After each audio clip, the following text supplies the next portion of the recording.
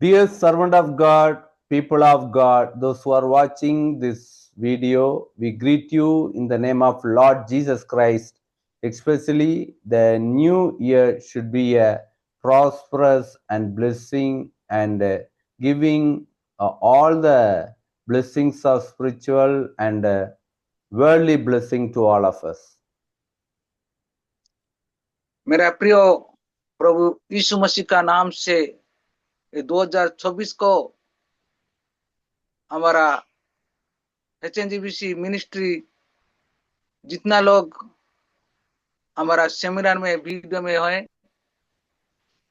Everybody को मैं प्रभु यीशु मसीह का नाम से स्वागत करता हूं, अभिनंदन। और ये महीना इस साल का सभी को प्रभु यीशु मसीह का नाम से आशीष और अनुग्रह होना है। Last year, last session, we meditate about the book of Revelation, chapter 16. It's described about the judgment of God against the sinners in the Great Tribulation period. ये 2026 में ये नए महीना का हम लोग प्रकाशित वाक्य का 16 अध्याय का प्रभु यीशु मसीह ने कैसे विचार करेगा। Press Lord sir, press Lord, press Lord sir, Praise the Lord, sir. Praise the Lord. Praise the Lord. Yes Okay. ठीक है, okay. Yes, yes. So here, last year we meditate about the three angels, those who pour the God's wrath upon the earth, about the judgment of God. हम लोग पहले सप्ताह का हम लोग और पहले साल का हम लोग सेमिनार का बाल में हम लोग प्रकाशित वाक्य 16 का अध्याय में तीसरा स्वर्ग दूत का बारे में हम लोग डिस्कशन किया। So today we meditate about the fourth angels pour the God's wrath upon the earth. तो अभी हम लोग डिस्कशन करेंगे प्रभु का वाक्य से। तो Let us read Revelation chapter 16 verse 7. आइए हम लोग प्रकाशित वाक्य का 16 अध्याय का 7 हम लोग पढ़ सकते हैं। फिर मैंने वेदी से यह सब सुना, हाँ, हे सर्वशक्तिमान प्रभु परमेश्वर, तेरे निर्णय ठीक और सच्चे हैं। आमीन। Revelation chapter 16 verse 7. And I heard the altar respond, Yes, Lord God Almighty, true and just are your judgment. Here, that angel accept the judgment of God is righteous and true. यहाँ पर हम लोग देख सकते हैं, तो स्वर्ग का दूत जो विचार करेंगे वो सत्य और यथार्थ है। So the third angel is in charge of the water body of the earth. तो तीसरा दूत वो पानी से वो विचार करेंगे। When the third angel pour the God's wrath upon all the water bodies of the earth, it become blood. तो तीसरा दूत जो इस जगत में विचार करेगा, उस समय में जगत में जितना पानी है वो सब खून हो जाएगा। So here this angel from the altar says, this incident, this judgment about the drinking water turned into blood, it must be given to the people of the beast to drink. It is righteous and truth. by God. जो वो तीसरा दूध जो विचारित करेंगे, उस समय में पीने का पानी सब कुछ खून हो जाएगा और पशु भी वो सबसे विचारित करेंगे, वो सत्य है और यथार्थ है। We are called to analyze about the first miracle of our Lord Jesus Christ.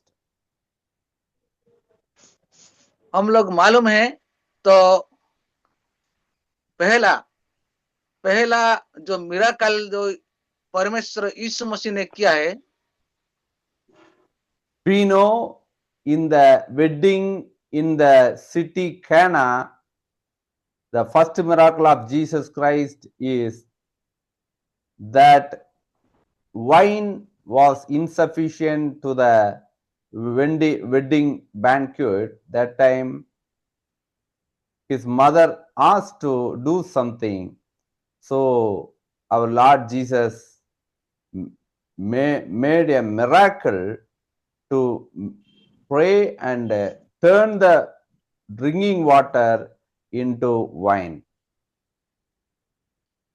तो हम लोग पहला परमेश्वर यीशु मसीह ने जो बहुत अद्भुत मिराकल किया, वो जो पानी का, वो जो कानान में जो विवाहिता समय में जो वो दारू ने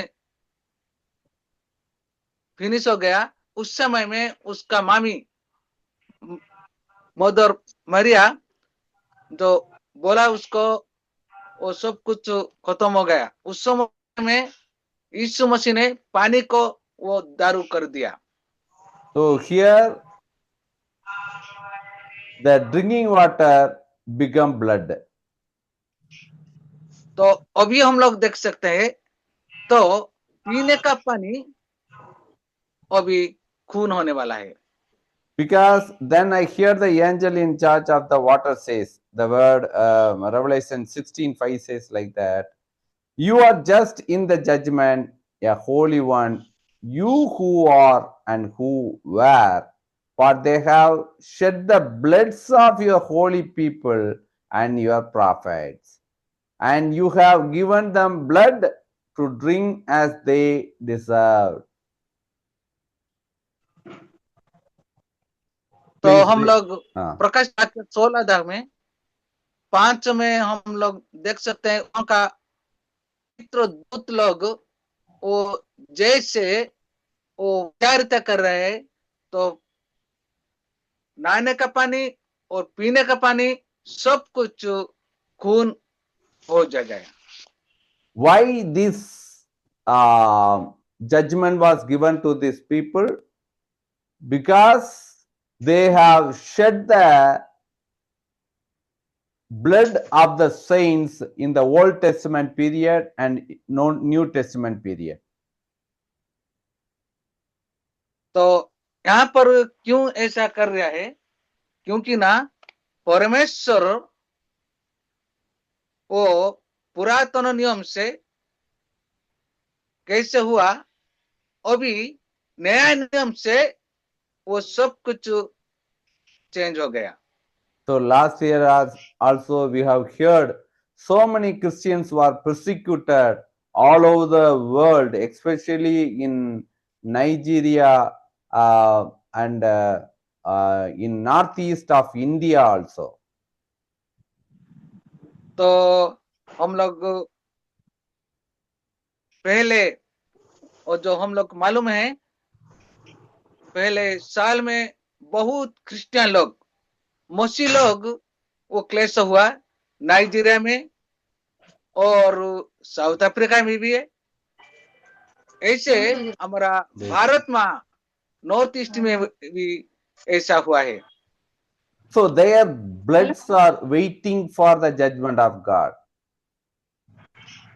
तो ऐसा हम लोग वो क्या है, जैसे परमेश्वर जो विचारित करेगा, वो कैसे खून से विचारित करेगा, वह हम लोग वेटिंग किया है। Yes, because these sinners did not understand the mercy and patience of the God of gods. यहाँ पर हम लोग देखते हैं तो पापी लोग परमेश्वर कौन है, विचारित तो क्या है, ये उसको मालूम नहीं है। So we can see in Revelation chapter 6 verse 10 says, at the same altar the martyrs also give supplication to the Lord, how long you will be waiting for our blood to repay against the sinners. तो हम लोग प्रकाशित वाक्य 6:10 में हम लोग देखते हैं, वहां पर पवित्र व सत्य परमेश्वर कैसे पृथ्वी का ये वो परिशोध लेने वाला है, विचारित करने वाला है, ऐसा है। Let us read Revelation chapter 6 verse 10. आइए हम लोग प्रकाशित वाक्य का 6:10 हम लोग पढ़ सकते हैं। और उन्होंने बड़े शब्द से पुकार कर कहा, हे स्वामी, पवित्र और सत्य, तू कब तक न्याय न करेगा, और पृथ्वी के रहने वालों से हमारे लहू का पलटा कब तक न लेगा। Yes, They called out in a loud voice, how long, sovereign Lord, holy and true, until you judge the inhabitants of the earth and avenge our blood. So this is what that Lord hear the supplication of the martyrs in the end of the tribulation period. तो हम लोग देख सकते हैं और last period में जो परमेश्वर के लिए मर चुके हैं, वो लोग के लिए परमेश्वर क्या पुरस्कार रखा है। Because in the great tribulation period, through the 7 angels pour the God's wrath, the judgment was given to the sinners, those who are the generation of the people in the ancient time. तो हम लोग मालूम है जो महाक्लेश होने वाला है, वह महाक्लेश समय में वो 7 दूत लोग ये पृथ्वी में कैसे विचारित करेगा, वो हमको मालूम है। Because their forefathers are persecuted the saints and shed the blood all over the earth. तो वो हमारा पिता और उसका पिता, उसका वो जो पहले जनरेशन में वो जो हमारा बाप लोग है, उसका कैसे वो क्लेश हुआ, उसका बारे में हम लोग मालूम है। That is why the word of God says, I will give judgment to the people, to the generation of their family. तो इसीलिए परमेश्वर ने बोला है, तो अगला जो जनसंख्या आएगा उसका बारे में कैसे विचारित होने वाला है। If the forefathers did any sin, that will be inquired and give judgment to their offsprings. तो हमारा पहले बाप लोग, पिता लोग कैसे पाप किया, उस लोग के लिए कैसे बलिदान हुआ।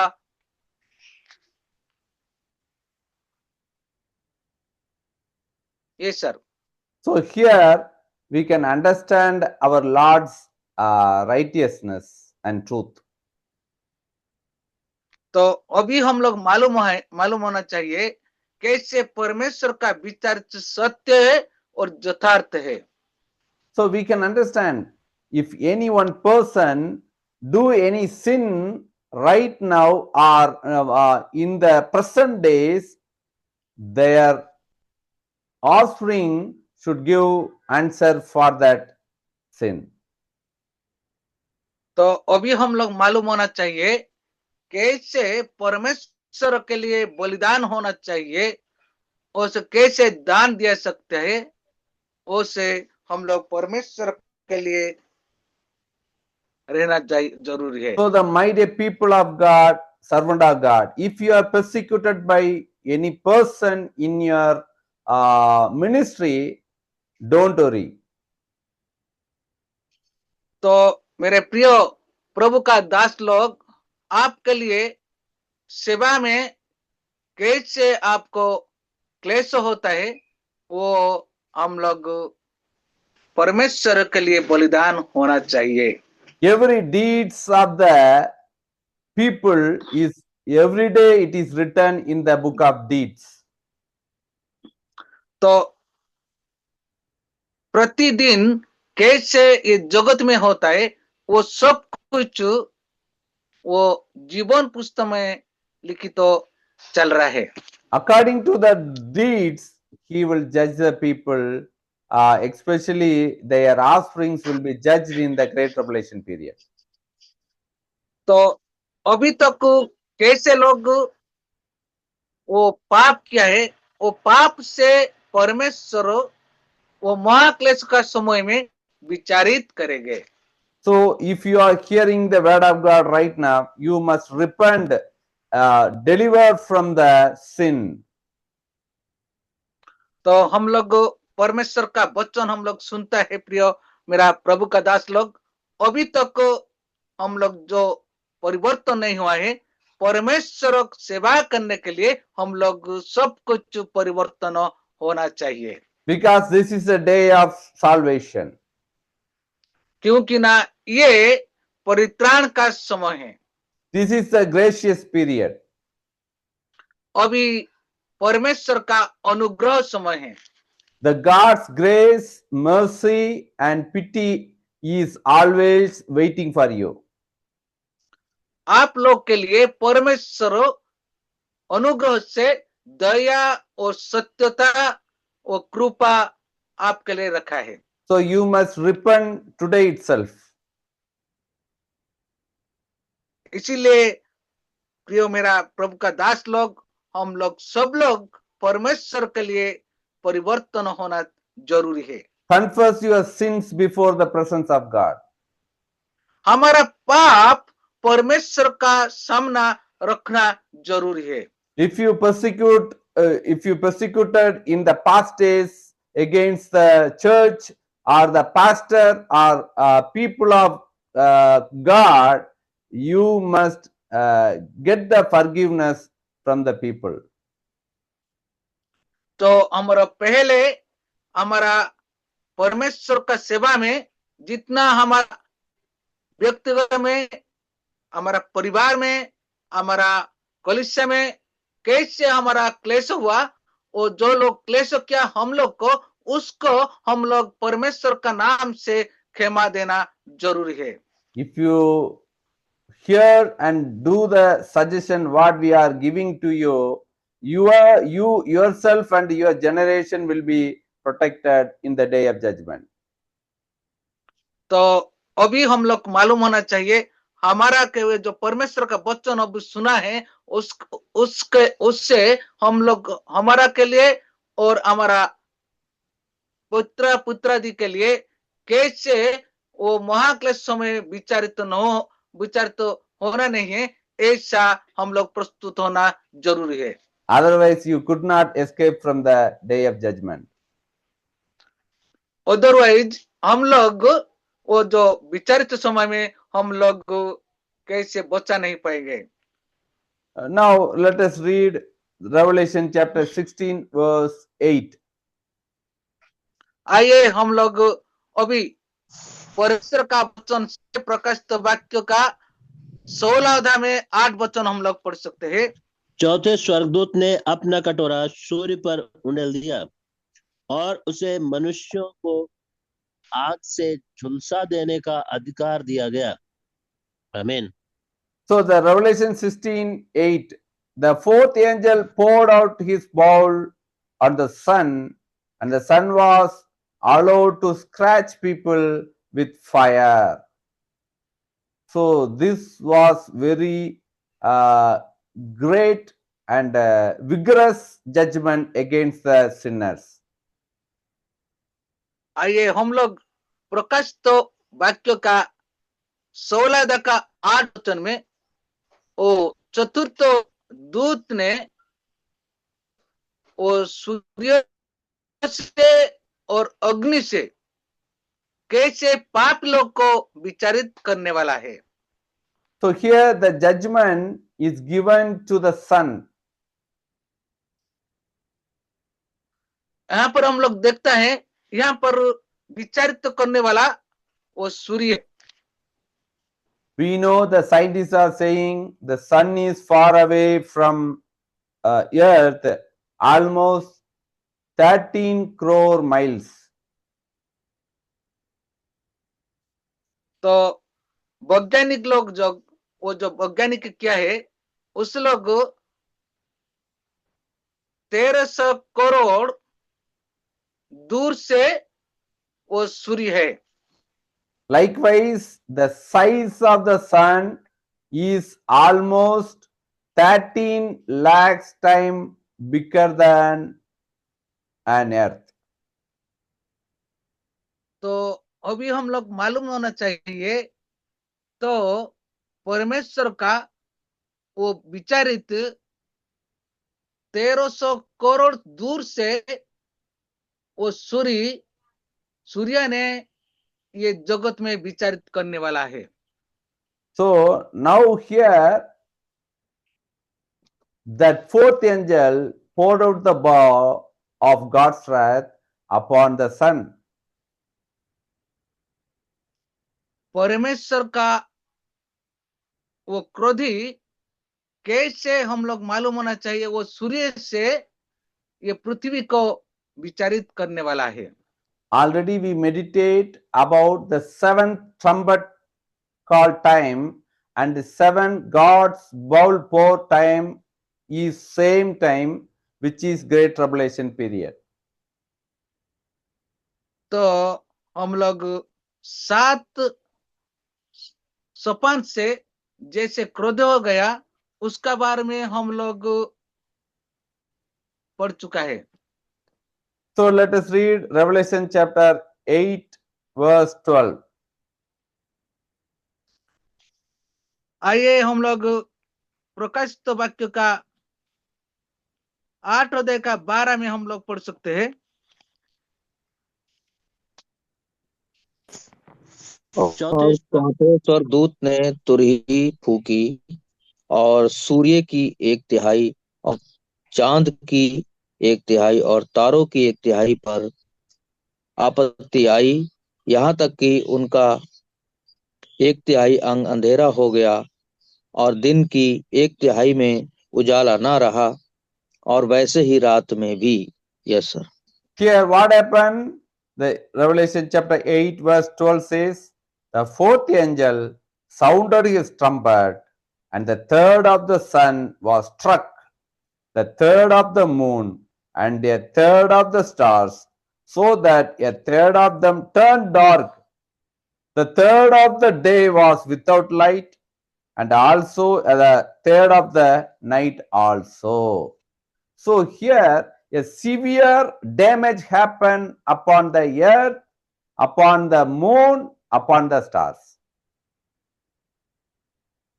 तो आइए हम लोग यहाँ पर मालूम है ये प्रकाशित वाक्य का 8 अध्याय में 12 में इस जगत में विचारित करने वाला वो सूर्य है, चंद्र है और नक्षत्र है, वो कैसे इस जगत में विचारित करने वाला है. Here we can say 1/3 was damaged on sun, on moon, on stars. यहाँ पर हम लोग देख सकते हैं कैसे हम लोग परमेश्वर का वचन से इस जगत में विचारित होने वाला है वो सत्य और यथार्थ है. If we analyze the situation on that day, हम लोग एक एनालाइज मीन्स हम लोग धारणा विवेचना करना है कैसे वो समय में विचारित होने वाला है। Around 120 axis angle of the sun and the moon and the star will be damaged. यह ऐसा है वो जो आने वाला समय में 120 करोड़ से वो सूर्य, चंद्र और नक्षत्र कैसे विचारित करने वाला है। So the scientists are saying that moon did not give self glooming illumination. It will receive the light from sun and reflect into earth.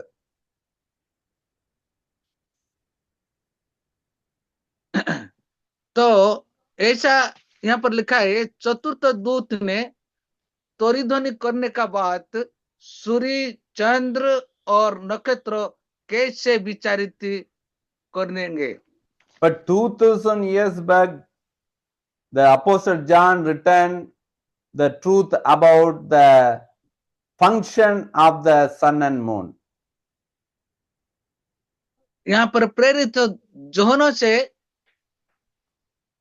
बोल चुका है वो सूर्य और चंद्र कैसे विचारित करेंगे। Because the sun affected 1/3, that light of the moon also damaged. Because of that, the moon become dark. तो यहाँ पर ऐसा लिखा है वो सूर्य जैसे विचारित करने वाला है वो तृतीयांश अंधकार हो जाएगा और चंद्र का भी वो अंधकार हो जाएगा, उसका पावर लेस हो जाएगा। So because of that, what happened in the daytime, around 8 hours, if we divide 24 divided by 3, it will come 8 hours. There will be no more light on the earth.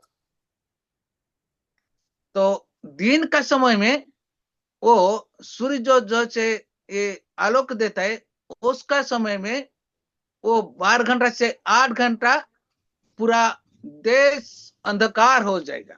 Likewise, in the night time, the moon will not give the light because the damage of sun, around 8 hours, it will not give light in the during night time. क्योंकि ना परमेश्वर का वचन ऐसे बोलता है ये जगत में ऐसे होने वाला है, तो वो एक दिन सूर्य, चंद्र और नक्षत्र इस जगत का पापी लोग को विचारित करने वाला है।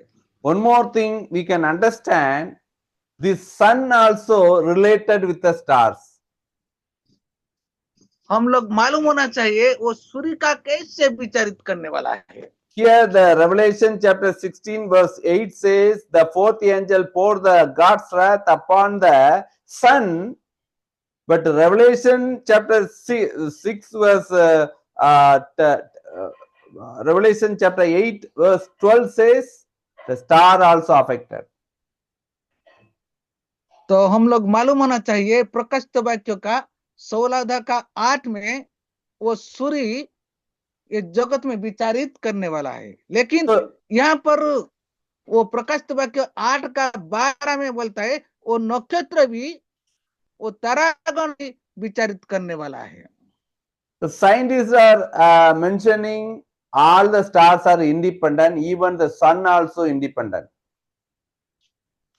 तो ऑल आर स्वाधीन है, लेकिन वो सूर्य भी बोलता है हम लोग स्वाधीन हैं। We do not believe that according to this word of God. तो हम लोग परमेश्वर का वचन से हम लोग विश्वास होना जरूरी है। Because here only the angel, fourth angel, poured the God's wrath upon the sun, but automatically the stars were 1/3 of the stars were affected. तो यहाँ पर हम लोग मालूम होना चाहिए वो चतुर्थ स्वर्ग का दूत कैसे वो सूर्य से ये जगत का विचारित करने वाला है। So the science, today's science, what is false, it will become true in future. तो हम लोग मालूम होना चाहिए, अभी वैज्ञानिक लोग माने कैसे बोलता है वो तो भविष्य में कैसे होने वाला है। The truth become false in future in science. जो वो भविष्य का समय में अभी जो सत्य है वहां का और मिथ्या होने वाला है। In early 80s, 90s, in early 80s, 90s, the scientist says 9 planets were surround the sun. तो वैज्ञानिक में बोलता है वो 18 और 19 का में साल में कैसे हुआ वो भविष्य को वो सूर्य से विचारित करने वाला सत्य है। But 10 years back, the scientist says only 8 planets are surrounding the sun. तो 2 साल का पहले एक वैज्ञानिक में ऐसे बोला है। But the word of God will not change for times. लेकिन हमारा परमेश्वर का वचन कभी भी परिवर्तन होने वाला है। Always the word of God will be unshakable, unchangeable thing. हमारा परमेश्वर का वचन सब दिन वो कभी भी परिवर्तन नहीं होगा। वो जैसे वचन है वो ऐसे वचन है। Because it is word of God which came out from the mouth of God. क्योंकि ना ये परमेश्वर का वचन है, ये परमेश्वर का वो मुखनिष्ठ से वो वचन वो का मुखा से वो वचन आया है। The scientific theories are always came out from the human being. लेकिन वो वैज्ञानिक वो जो बोलता है ये मनुष्य का मुख से आता है। So it will be changed day by day. क्योंकि ना वो परिवर्तन होने वाला है। Because the word of God says the word from the mouth of man always changeable. क्योंकि ना परमेश्वर का वचन ऐसा बोलता है, परमेश्वर का वचन जो मनुष्य मुख से आता है वो परिवर्तन होता है, लेकिन परमेश्वर से मुख से जो परमेश्वर का वचन आता है वो परिवर्तन होने वाला नहीं है। So we believe on God surely. That is a relationship with the sun and the stars. हम लोग विश्वास होना जरूरी है, ये परमेश्वर और सूर्य का संबंध कैसे है। The word of God says in book of Genesis that moon and the stars was created by God to identify the times. क्योंकि ना ये ऐसा है, परमेश्वर का वचन परमेश्वर और सूर्य का पार्थक्य कैसे है, बहुत दूर है। So when the fourth angel poured the God's wrath upon sun, we can identify the time is near. The secret coming will near.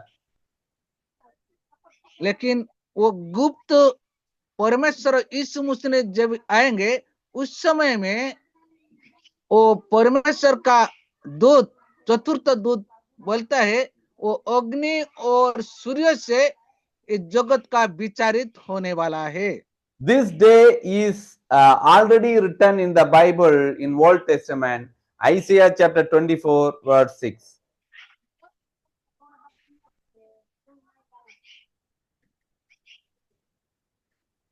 क्योंकि ना यीशु मसीह ने आने का पहले और जिसे भविष्य वक्ता का 24 अध्याय में 6वें वचन ऐसा बोलता है।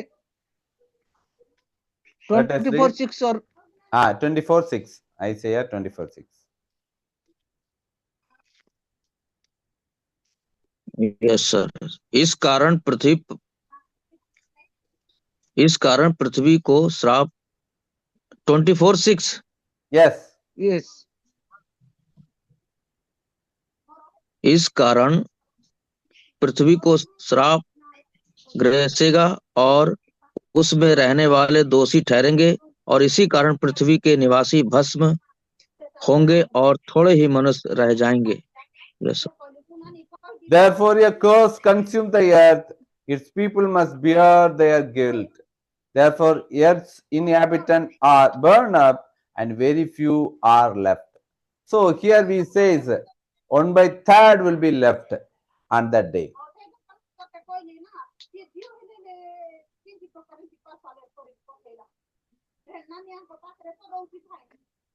परमेश्वर का वचन ऐसा बोलता है, तो ये 24 अध्याय में 6 में ये जगत का जो अभिशाप वो अपराध क्या है उसका विचारित होने वाला है।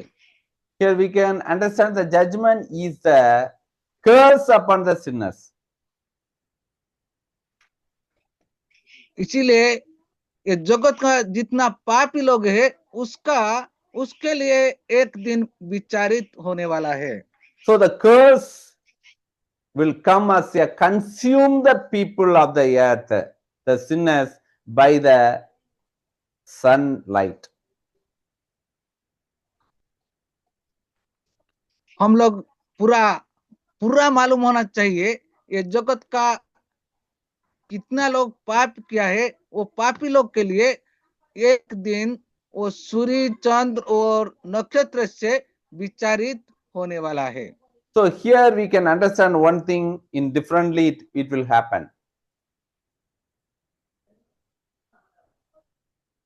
हम पर यहाँ पर एक डिफरेंस होते है कि संबंध होता है, उसका हम लोग मालूम होना चाहिए। We know that sun will be affected 1/3.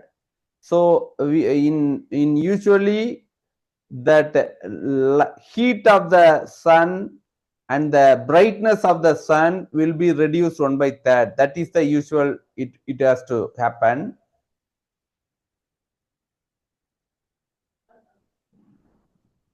वो सूर्य ने वो जगत का तृतीयांश अंधकार वाला है, वो उस समय में वो चंद्र भी यहाँ पर आलोक नहीं देने वाला है। But here it is totally different. 1/3 the light and heat was reduced, but these 2/3 consume the people, those who are inheritance in the earth. हम लोग मालूम होना चाहिए 2/3 लोग ये जगत में जितना पाप क्या है उस लोग के लिए एक विचारित होने वाला है। वो चतुर्थ दूत विचारित करेगा वो अग्नि वो सूर्य से। So many of the people will be consumed by the fire, by the sun, how in the days of Sodom, Gomorrah. बहुत लोग वो संदेह जात होता है कैसे अग्नि और सूर्य से विचारित वो आने वाला है। So the word of God is very, it will not change, unchangeable thing. लेकिन हमारा परमेश्वर का वचन कभी भी परिवर्तन होने वाला है। Because our Lord Jesus Christ says about his sign of his second coming, it will be like a days of Lot. लेकिन हमारा द्वितीयागमन कैसे होता है, उस समय में ये पूरा फल पूरा होने वाला है। So before the secret coming of Jesus Christ, that sinners, the generation of the sinners, the murders of saints, surely their generation, their offspring will be judged by the Lord of Lords. लेकिन ये जगत में जितना पाप लोग है पापी किया है वो पाप लोग के लिए एक विचारित होने वाला है, और एक दिन ऐसा होता है वो विचारित पूरा होने वाला है। The judgment already written through the prophet Malachi also. तो वो विचारित के लिए वो पूरा कैसे लिखा है, वो हमारा बाइबल में मलाकी पुस्तक में वो पूरा लिखना हुआ है। Yes, let us read Malachi chapter 4, verse 1. देखो आइए हम लोग मलाकी पुस्तक 4:1 मलाकी। क्योंकि देखो वह धधकते भट्टे का सा दिन आता है, जब सब अभिमानी और सब दुराचारी लोग आग की अनाज की खूंटी बन जाएंगे, और उस आने वाले दिन में वे ऐसे भस्म हो जाएंगे कि उनका पता तक न रहेगा। सेनाओं के यहोवा का यही वचन है। आमीन। Surely the day is coming. It will burn like a furnace. All the arrogance and every evildoers will be stumbled. And the day this is coming will set them on fire, says the Lord Almighty. Not a root or a branch will be left to them. So this is what the judgment of God, the day of the Lord will be. It is already written in the book of Malachi around 2400 years before.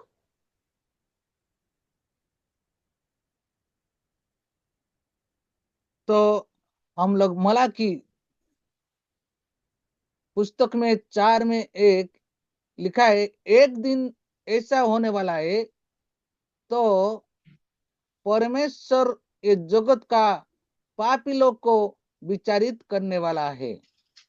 So what the judgment will affect the people?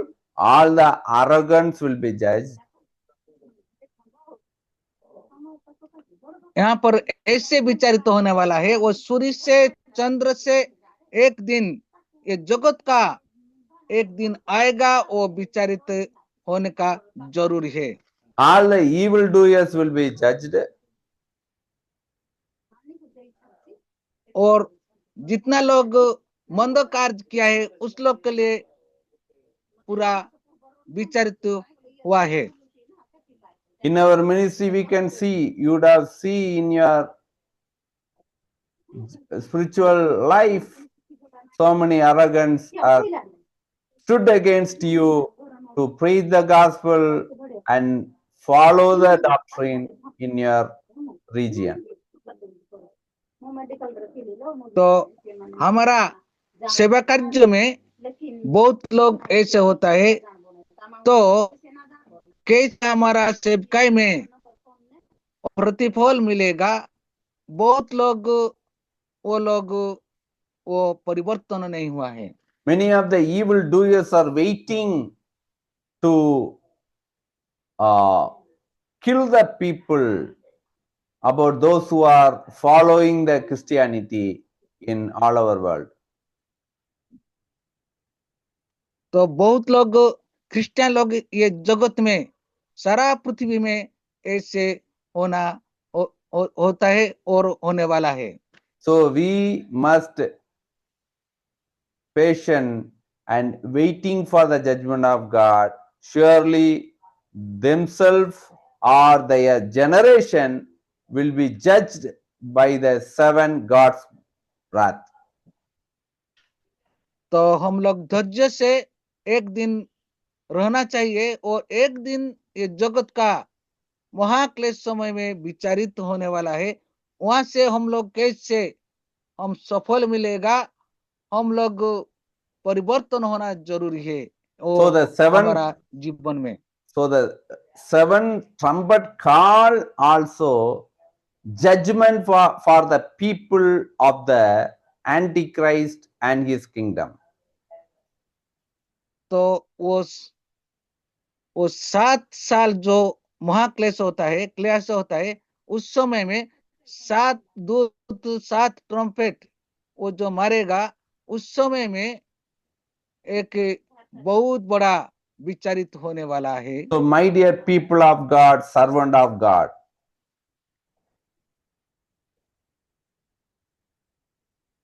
मेरा प्रिय प्रभु का दास लोग, you must keep a faith on God and the word of God.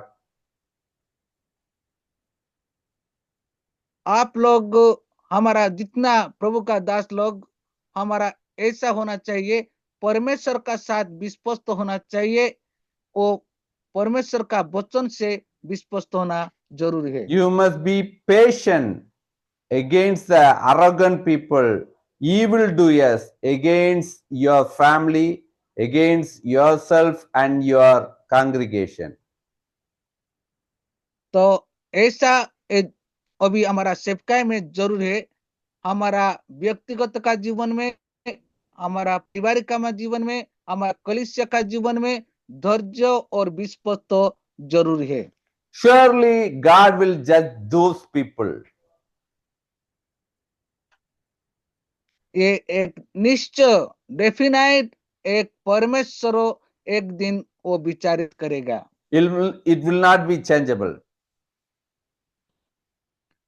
यह कभी भी परिवर्तन होने वाला है। So the year 2026 should be a year of blessings by the God in our spiritual journey, in our ministry, in our worldly health and wealth also. ये ऐसा है, हमारा वचन से प्रभु का दास ऐसा बोलता है, ये 2024 में हमारा सेवकाई में, हमारा जीवन में, हमारा पारिवारिक में, हमारा कलीसिया में, हमारा सेवकाई में बहुत बड़ा आशीष होना जरूरी है। But only thing we must do in every day. एक प्रतिदिन एक आप लोग सब लोग कार्य करना जरूरी है। Every day we must pray before God 3 times. प्रतिदिन हम लोग परमेश्वर का सामने प्रतिदिन प्रार्थना करना जरूरी है। Midnight, early morning and evening also. वो रात 12 बजे और सुबह उठने का समय में और संध्या 6 बजे 3 समय में प्रार्थना करना, ये 2024 में हमारा जीवन का एक जरूरी है। Then only we can overcome the arrogant people, evildoers, and we can reap the souls in our region. तो हम लोग ऐसा होना चाहिए, शैतान का ऊपर हम लोग प्रतिफल मिलेगा, शैतान ऊपर में हम लोग विजय लाभ करेंगे।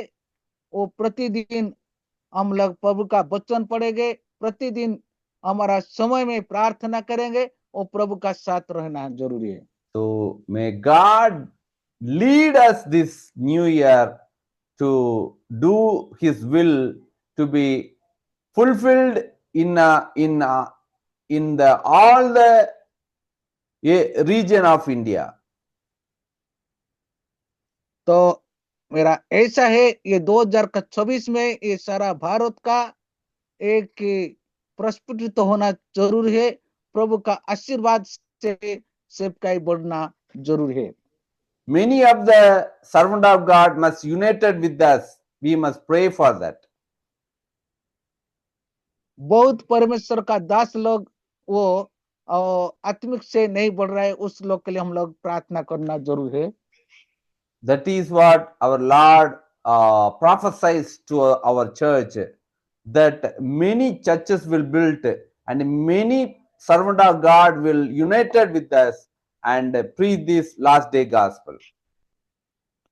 इसीलिए हमारा भविष्यत वक्ता और भविष्यवाणी हमारा कलीसिया में ऐसा होता है, बहुत लोग, बहुत कलीसिया, बहुत प्रभु का दास लोग वो आत्मिक से नहीं बढ़ रहा है। So may God lead us likewise. May God bless His words. Amen. ये सबको प्रभु का वचन से हमारा ये 2024 का सब लोग को परमेश्वर का आशीष होना जरूरी है। ये वचन से प्रभु का सबको परमेश्वर आशीष करना है। आमेन, Amen. आमेन। Hallelujah.